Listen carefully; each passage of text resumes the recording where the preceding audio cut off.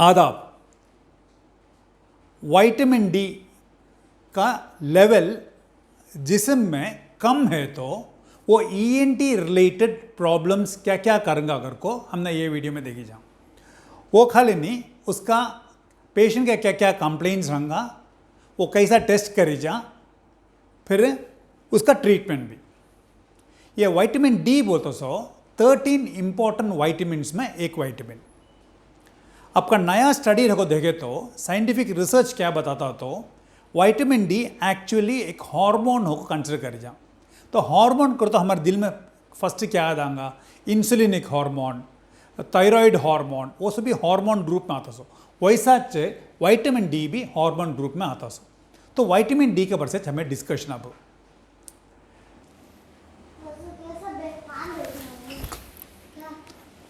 खाने में 5 different items हैं। उसमें कार्बोहाइड्रेट है, प्रोटीन है, फैट है। ये आइटम्स को, ये फूड आइटम्स को, ये तीन भी एक एक आंग में है सो एक एक सेल में जाको इसमें से एनर्जी प्रोडक्शन होता सो। तो ये केमिकल चेंजेस हो है तो सेल के अंदर केमिकल चेंजेस हुआ है तो एनर्जी प्रोडक्शन आएगा। ये केमिकल चेंजेस नॉर्मल होकर चलना तो विटामिन्स भी मिनरल्स भी होना। तो टोटल को 13 डिफरेंट विटामिन्स है। उसमें हमें विटामिन डी मेन होकर देखने जाती सो। एक नॉर्मल आदमी को विटामिन बोलते सो 400 इंटरनेशनल यूनिट्स होना नॉर्मली एक आदमी को, उसका डेली रिक्वायरमेंट। वो कहाँ से मिलता होगा तो सनलाइट से भी, खाने से भी मिलता सो। तब एक जिसमें है सो नॉर्मल विटामिन डी का फंक्शंस क्या क्या नॉर्मल लेवल है तो वो क्या क्या फंक्शंस करेगा तो इंटेस्टाइन में से कैल्शियम एब्जॉर्ब करेगा, कि कैल्शियम मोस्ट इंपॉर्टेंट बोन का स्ट्रेंथ का वास्ते। वो भी नहीं से कैल्शियम का बहुत सारा दूसरा फंक्शन है इंपॉर्टेंट, खाली मैं बोलता हूँ। तब नॉर्मल एब्जॉर्प्शन करना तो विटामिन डी होना। हमारा आंग में प्रोटेक्टिव मैकेनिज्म को इम्यून सिस्टम है, वो इम्यून सिस्टम नॉर्मल काम करना तो विटामिन डी होना। इम्यून सिस्टम का एक पार्ट एलर्जी बोलते सो, क्या भी डस्ट क्या भी एलर्जी हो तो वो बॉडी रिजेक्ट करेगा, वो भी इम्यून सिस्टम पार्ट। वो नॉर्मल होकर रहना को तो भी विटामिन डी का लेवल नॉर्मल रहना। ब्लड प्रेशर कंट्रोल में रहना हो तो, हार्ट का फंक्शन नॉर्मल रहना तो, बोन का फॉर्मेशन होना का तो, नर्व का ब्रेन का डेवलपमेंट होना तो, इंसुलिन का सेक्रेशन नॉर्मल रहना का तो, ये सबको भी विटामिन डी लेवल नॉर्मल रहना। वो खाली नहीं, आंग में सो एक एक सेल में भी वो सेल का केमिकल रिएक्शन चलना तो, उसका साथ भी सेल का मल्टीप्लिकेशन चलना तो, सेल का ग्रोथ चलना को तो भी ये नॉर्मल रहना विटामिन डी का लेवल। अब इसका सोर्स हमें कैसा हमारा आंग में विटामिन डी आता सो, सन का रेडिएशन आपको सीधा अर्थ के ऊपर आपको पड़ेगा। तो ये रेडिएशन बोलते सो बहुत सारा डिफरेंट टाइप्स ऑफ रेडिएशन है। उसमें विटामिन डी फॉर्म होना तो अल्ट्रावायलेट रेडिएशन ही होना सो। ये अल्ट्रावायलेट रेडिएशन में भी 3 रकम का अल्ट्रावायलेट रेडिएशन है। वो ultraviolet A, ultraviolet B, ultraviolet C. Earth का राउंड में सर फिर सब साइड में फिर को प्रोटेक्शन को से एटमॉस्फेयर है, उसका साथ नीचे ओजोन लेयर भी है। ये ओजोन लेयर को ये अल्ट्रावायलेट सी रेडिएशंस को अंदर आने नहीं देगा। मतलब अल्ट्रावायलेट ए भी बी भी खाली अंदर आएगा। ये ए टाइप रेडिएशन भी, बी टाइप अल्ट्रावायलेट रेडिएशन भी, दो भी स्किन में पड़ते ही दो भी डिफरेंस है। ये स्किन, ये अपर का स्किन, ये अपर पार्ट स्किन का, ये लोअर पार्ट, ये lower part, epidermis, dermis, hypodermis. तो ये अपर पार्ट भी, ये दो में लोअर पार्ट बोली जा। या अल्ट्रावायलेट ए का तो फुल लेयर स्किन को पेनिट्रेट करेंगे होना तो अल्ट्रावायलेट बी को अपर पार्ट तक किच पेनिट्रेट करेंगे। तो अल्ट्रावायलेट बी से actually vitamin D production start होता सो। तो उसका मतलब क्या होता तो अपर पार्ट में खाली पड़ तो बस वहाँ से विटामिन डी प्रोड्यूस करने का मटेरियल्स है सो। मतलब अब विटामिन डी कैसा फॉर्म होता बोलता हूँ, सनलाइट आपको स्किन में पड़ते ही उसका यूवीबी रेडिएशन पड़ते ही स्किन में अपर पार्ट में उसका सेल्स में 7-डीहाइड्रो कोलेस्ट्रॉल करको एक मटेरियल है, एक केमिकल है। तब अल्ट्रावायलेट बी उसके ऊपर पड़ते ही ये 7-डीहाइड्रो कोलेस्ट्रॉल स्किन में है सो वो बदल को विटामिन डी को फॉर्म होगा, वो सनलाइट से आता सो, नहीं तो फूड आइटम से डायरेक्ट आता सो। जो भी विटामिन डी फॉर्म होता वो स्किन लीवर का रास्ता सर्कुलेट होते ही वो बदल को 25 हाइड्रोक्सी फॉर्म होगा।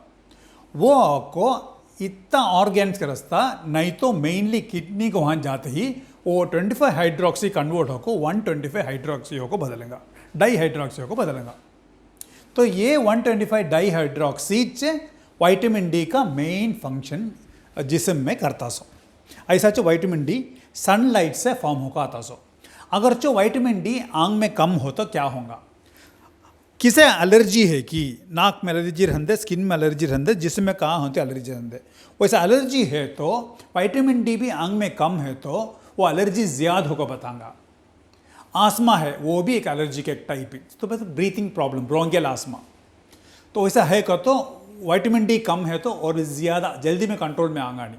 वैसा year related vertigo, especially patient bed में पड़ते ही उठते ही सर चकराता, बेड में पड़ने को लेफ्ट में राइट में फिरते ही सर चकराता, वैसा कर तो ENT डॉक्टर में जाती है, उन्हें एक्सरसाइज करके तुम ना नॉर्मल करेंगे, फिर वापस आने का चांसेस कम हो। तो ये वर्टाइगो फिर भी आता होगा तो विटामिन डी लेवल चेक कर को नॉर्मल कर तो उसे फिर भी आना सरने स्टॉप कर जा। वैसे बहुत सारा मेडिसिन है, उसमें एक मेडिसिन स्टीरॉइड, वो बहुत सारा मेडिसिन देते ही उसके साथ विटामिन डी साथ दिए तो उसका इफेक्टिवनेस बढ़ेगा, बॉडी में ज़रा स्ट्रेंथ भी एक्स्ट्रा मिलेगा। वो खाली नहीं, sugar patient, diabetic patients, hypertensive patients में उसका मेडिसिन आंख का सेल्स पर अच्छा कंट्रोल में रहना का तो बॉडी कंट्रोल में तो विटामिन डी नॉर्मल रहना। वैसा ब्रेन में एक पर्टिकुलर डिसीज है मल्टीपल स्क्लेरोसिस बोल को, वो आता सो स्लो करना तो विटामिन डी नॉर्मल रहना। पर ब्रेन का कॉग्निटिव फंक्शन नॉर्मल रिएक्शन, फिक्र आता सो, गुस्सा करते सो, वैसा फंक्शन सो भी आना नहीं से रहना को तो भी विटामिन डी का लेवल नॉर्मल है तो बहुत अच्छा। अब ज़रा जना को विटामिन डी डिफिशिएंसी है, ज़रा जना को नहीं, तो कि उनको ज़रा जना को विटामिन डी डिफिशिएंसी आता तो पहले बोले से का विटामिन डी बोलते सो वो आपको 2 सोर्स से हमने मिलता सो, एक सनलाइट से, अभी एक खाना से। तो सनलाइट कौन सा कंट्री में सनलाइट कम है कि लाइक नॉर्दर्न पार्ट कम है कि like America northern side, UK का नॉर्दर्न साइड है, तो वहाँ आपको सनलाइट आता सोच 11 बजे 12 बजे उजाला होता सो, 3 बजे 4 बजे होती जल्दी अंधारा भी हो जाएगा। तो टोटली तुम ना गर्मी कम है सो सनलाइट तुमने 2-3 घंटा में मिलता। तो वैसा कंट्री में सन एक्सपोजर मिलता नहीं को तो विटामिन डी डिफिशिएंसी आने का चांसेस ज़्यादा। हमारा एशियन साइड में इंडिया में सन 7 o'clock 6:40 7 o'clock को शुरू हुआ तो शाम का 6:30 तक है, फिर भी विटामिन डी डेफिशिएंसी है की को तो हमारा ज़्यादा एक्टिविटीज भी आजकल डेवलपमेंट रहने से अंदर ही कौन भी बाहर होता जाता सो नहीं, जातेंगे तो भी एयरसी कार में ग्लास फुल चढ़ा लोग जाते सो, स्टेडियम तक खेलते सो, ग्राउंड तक इंडोर स्टेडियम से सबसे ज़्यादा है सो, आउटडोर स्टेडियम भी कम हो लोग आता एक्टिविटीज़ देखे तो उतना भी, तो सन एक्सपोजर कम। फिर रिलीजियस रीजन से आंख फुल हमें कवर कर लोग जाते ही सन में जाती को तो भी सन का रेडिएशन स्किन में पड़ता नहीं, स्किन फुल कपड़ा को कवर करने से, वो भी एक रीज़न। वो जाते डार्क स्किन आदमियाँ, विटामिन डी है जो चीज़ें कम खाते आदमियाँ, किडनी बरोबर काम करता नहीं सो, इंटेस्टाइन बरोबर काम करता नहीं सो, लीवर बरोबर काम करता नहीं, मोटा गेस आदमी सनस्क्रीन ज़्यादा यूज़ करते आदमियाँ, एयर पोल्यूशन ज़्यादा है सो जगह, ये सब भी विटामिन डी लेवल कम करेंगा, फॉर्मेशन होने छोड़ेगा नहीं, नॉर्मल होकर फॉर्म होने वो भी नहीं से। ये मैं लिस्ट में बताया सो दवाइयाँ पर खास आदमियों को वो भी विटामिन डी का ऑल्ट्रेशन करेंगा। तो ये दवाइयाँ पर ले सो आदमियों को साथ में विटामिन डी का भी डॉक्टर देंगे, दे तो और भी अच्छा रहेगा।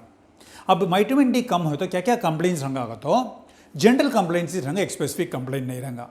आंख का दर्द है बोलेंगे, जॉइंट पेन है बोलेंगे, हड्ड में दर्द दुखता बोलेंगे, कभी एक बुखार ऐसे का फीलिंग है, पढ़कर सोना कैसे की है, सो को उठे तो भी फ्रेशनेस नहीं है, दरख्त काम करती जल्दी टायर्ड हो जाती, जल्दी फिक्र आ जाता, जल्दी डिप्रेशन में जाती, नींद अच्छा काम कर को अच्छा खाना खाए तो भी नींद भरोसा आता नहीं, ऐसा मल्टीपल वेग कंप्लेंट्स विटामिन डी डेफिशिएंसी है तो है। वो जाते डायबिटीज़ है तो प्रेशर है तो ज़्यादा कंट्रोल में नहीं रहेगा, वैसा प्रॉब्लम है, हार्ट का फंक्शन ज़रूर काम नहीं है, बोन्स वीक रहने चांसेस है, ऐसा दूसरा फंक्शंस भी है, प्रॉब्लम्स भी रहेगा। अब ये विटामिन डी आंग में कम कितना है कि देखो पकना, तो ये स्क्रीन में बताया सो 3 कॉन्सेप्टिव की एक टेस्ट कर तो बस, तो उसमें रिपोर्ट में तुमने राइट साइड में देखो तो उसका नॉर्मल लेवल कितना, इनसफिशिएंसी कितना, डेफिशिएंसी कितना को बताऊंगा। इनसफिशिएंसी भी डेफिशिएंसी है तो हमें ट्रीटमेंट लेना पड़ेगा। अब ट्रीटमेंट मैं पहले बोले से कहा विटामिन डी को सनलाइट से ही मिलता, खाने से मिलता, तो फर्स्ट हमें खाने का क्या क्या चीज़ें खाए तो विटामिन डी आंख का बढ़ा सकते हैं। देखिए सबसे ज़्यादा खाने का चीज़ में मच्छी में 600, मच्छी में भी सबसे ज़्यादा है सो कॉड लिवर ऑयल में।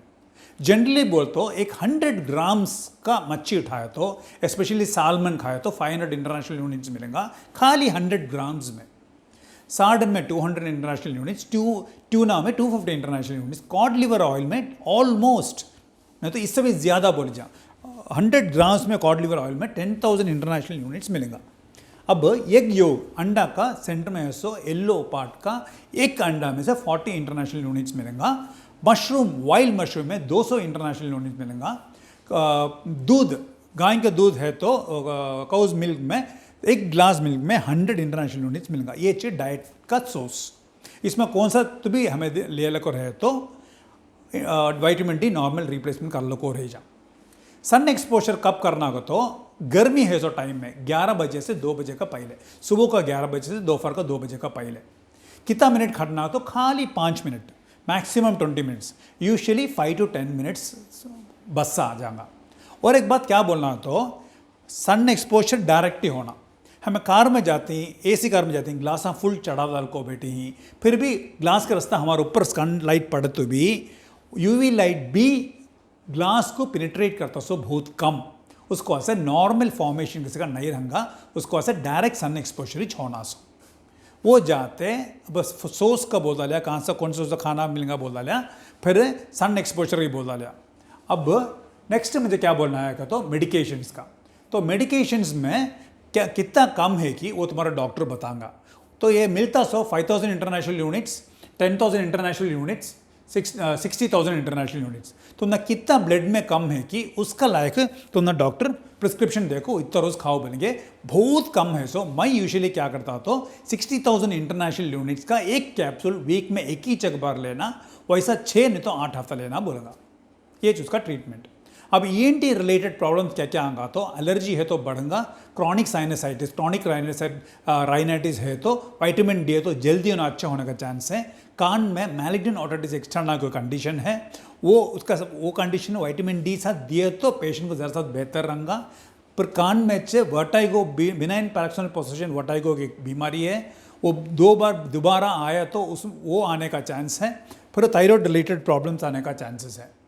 अब वो जाते बार बार इन्फेक्शन आया तो लाइक इन्फेक्शन कान में है, गला में है, टॉन्सिल में है, साइनस में है, बार बार आया तो इम्यूनिटी कम, मतलब वैसा है तो भी विटामिन डी सप्लीमेंट दे तो अच्छा। तो टेक होम मैसेज में जो मेन हमको बोलना क्या का तो ये वेक कंप्लेंट्स है सो एक प्रॉब्लम, ये स्पेसिफिक बोलना होगा नहीं, वो भी नहीं सा विटामिन डी कम है कर को हमने मालूम होगा तो बेटर टेस्ट करे बाद तुम्हारे डॉक्टर को, फैमिली फिजिशियन को मिलको, इन डॉक्टर मिलको, उन्होंने कितना डोज बोलते हैं कि कितना रोज़ बोलते हैं कि उसका लायक फॉलो करते हो तो अच्छा। ऐसा अच्छा हमें विटामिन डी आंग में कम है तो हमें मैनेज करते हैं। सो खुदा हाफिज़।